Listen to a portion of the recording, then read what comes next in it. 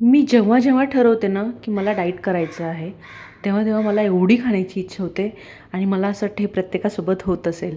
एवढ्या क्रेविंग्स होतात ना, खरं तर मी डाएट कधी करत नाही कारण माझ्याकडून फॉलो होतच नाहीत त्या गोष्टी.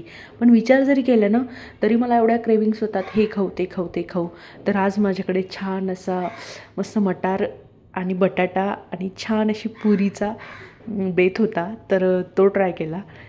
कारण मी क्रेविंग्स रोखूच शकत नाही माझ्या, मी काय करणार आहे त्याला. तर त्याच्या आदल्या दिवशी मी गुलाबजाम मागे सांगितल्याप्रमाणे मी गुलाबजाम खाल्ले आणि मला फक्त पोटाचा घेर कमी करायचा आहे. बाकी मला सगळे म्हणतात की तू व्यवस्थित आहेस, पोट माझं सुटलं आहे. डिलिव्हरीमध्ये असं म्हणतात की डिलिव्हरीनंतर थोडंसं गरम पाणी प्यायला पाहिजे. तर मी 2 महिने हॉस्पिटलला असल्यामुळे मला तिथे काही माझी हवी तेवढी सोय झाली नाही, कारण घरी आल्यावर आपली बरीचशी सोय होते, तसं काही तिकडे झालं नाही. तर माझं पोट राहून गेलं. तर हे पण कमी होईल एक्सरसाइज वगैरे केल्यावर, पण मग ते काही मला आता थंडीमुळे जमत नाही आणि बाळ मी उठल्यावर लगेच माझ्या मागे उठते आणि तिचीही झोप पूर्ण होत नाही. मग ती दिवसभर चिडचिड करते, आधीच तिची झोप कमी आहे. म्हणून म्हटलं ठीक आहे बाबा, आता जसं होईल तसं.